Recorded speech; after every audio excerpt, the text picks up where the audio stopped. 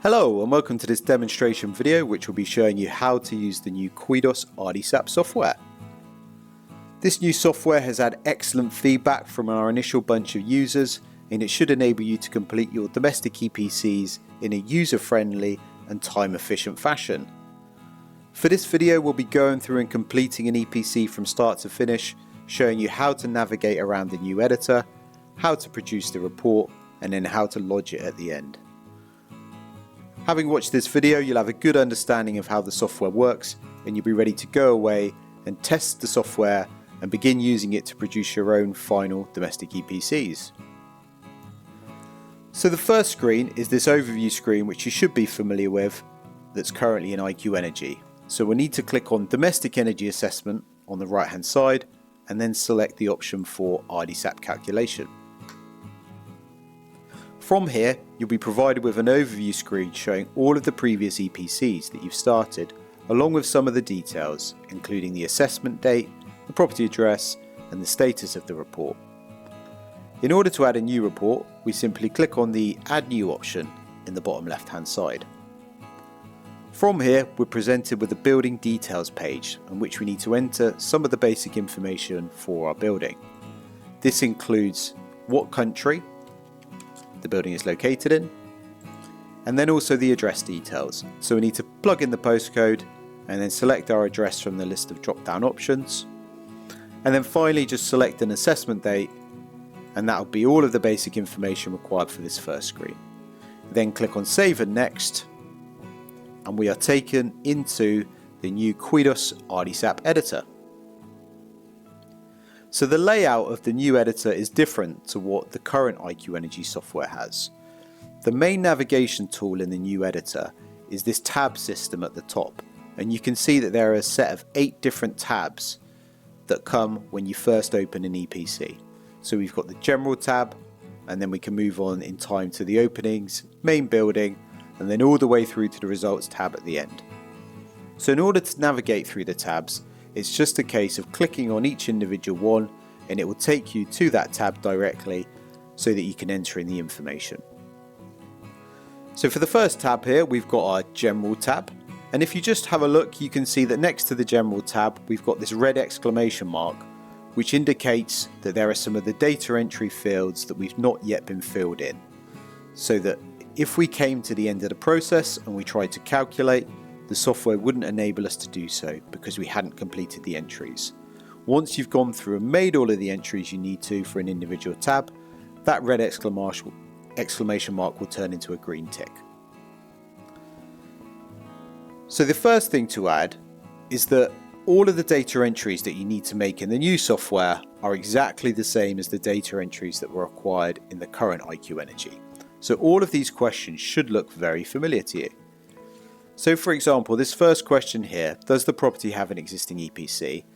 In order to enter this one, all we do is click on the drop down bar here and we're presented with the list of options, either in this instance no or yes. And then it's just a case of going through, clicking on the drop down bar, which you know needs an entry because it's got a red outline around it, and then making the selection that you need to. So for our EPC here, we're going to say that we've got a detached house that is up for sale. So we're just going through, clicking on the bar and making the selection that we need to, in exactly the same manner that you would have had to have done for all EPCs completed in the existing IQ Energy software. Hopefully just from this initial page you can see how quickly the software moves. So I've been able to enter in all of the information for that initial tab in just probably 30 seconds or so. There's no delay when you click on the drop down menu, and there's no delay when it comes to flicking between the tabs. The software moves very quickly and it should save you a lot of time over the course of a week, a month, a year, because it just works in such a quicker fashion compared to the existing IQ Energy. You can see at the top here that having entered all the information for the General tab, that red exclamation mark has now turned to a green tick and we're ready to move on to the Openings page. On the Openings page you're required to enter information about the draft proofing, number of open fireplaces, and then the windows as well. So we can enter in that this is 100% multiple glazing with PVC frames and a 16mm glazing gap. With no red outlines on any of the boxes here, we know we've entered all of the information, and I can see that there's a green tick on the openings tab at the top. So each time you click between a tab, the software will automatically save all of the data entries that have been made. So you should never be in any worry as to whether you'll lose your information, should the internet crash, or should you get a disconnection, because all of the information saves automatically each time you're going between the tabs. Moving on to the main building tab, this is the main difference in terms of the layout with the new software compared to the existing IQ Energy software. In the existing software, there are individual pages for walls, roofs, floors, and so on, but in the new software, this is all condensed into individual building parts. So because we've previously identified that there's one extension present in this building on the General tab, which we did here, the software automatically creates tabs for main building and extension, which it therefore expects us to fill in. So working our way through the data entries for the main building, the first thing to choose is the building part age. And then in order to enter the dimensions, we click on this little green dimensions button here, and it brings up the dimension details tab. So we're going to select that there's a total of 2 floors, and we can enter in the area, the room height, and the heat loss perimeter for our ground floor. If we wanted to copy this onto the first floor to save having to do the data repetition, we can just click that copy option there, and both of the data entries have therefore been made. It's now just a case of going through and making all of the selections for the different walls, floor, and roof constructions. So we can enter in that we have a cavity wall with as-built insulation, a suspended ground floor, and a roof with 100 mm of insulation laid at the joists. Again, hopefully you can see just how quickly the software is able to move, and I've been able to define all of the data entry points for the main building comfortably in less than a minute.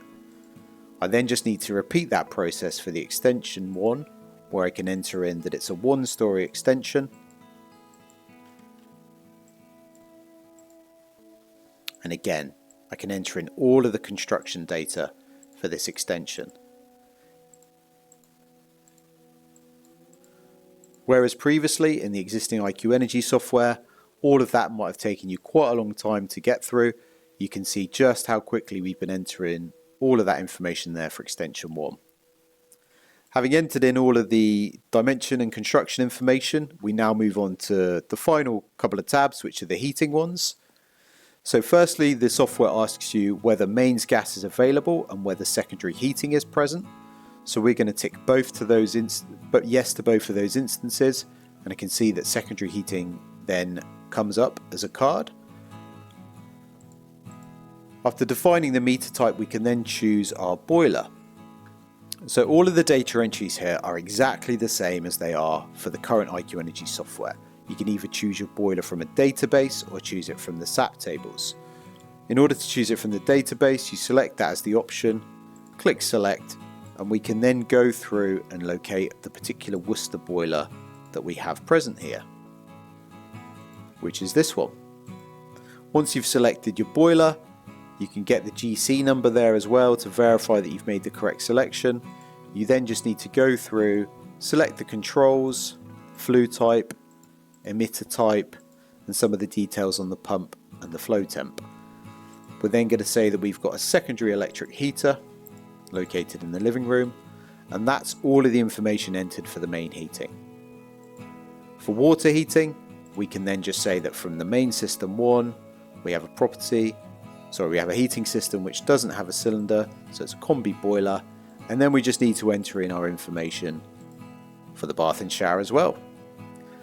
And at this point, the last couple of tabs are to do with renewables and recovery. It will automatically default to none here, and you can override them if you need to, but because the vast majority of properties will not have renewables or recovery, it should save you a little bit of time not having to go through and click none for each of these options. It will default to none, and then you can override it if you need to. At this point, we've gone through and we've entered all of the information for this EPC. So hopefully you can see how quick that data entry process is. And on our results page at the end here, we just go through the normal process of calculating, creating the EPC and then lodging. So in order to calculate the EPC, all I simply do is click calculate there, and I can see that it's running the calculation, and then it's come through as a D65 on the energy efficiency rating and a D61 on the environmental impact rating. If I scroll down, I can see what recommendations have been recommended for this particular property, and I can remove those recommendations if needed. And then I also have all the options to add addenda and some of the issues with the hard to treat cavity walls if those apply. The next steps, now we've calculated and are pretty much ready to finish, is to click on the EPC preview option, and then this creates an EPC preview for me, which I can click on this button here and go through and review. So this is currently a draft EPC, so I can look through that, check all my entries are fine, and then when I'm ready to actually go ahead and lodge this report to the register, all I'm required to do is click the lodge button there, and that will go through. So that comes to the end of this instructional video showing you how to use the new Quidos RdSAP software. Hopefully you've been able to see just how quickly the software is able to move, how much time this will save you when it comes to doing your EPCs, how user-friendly and intuitive the system is, and we look forward to you using this new software for your EPCs going forward.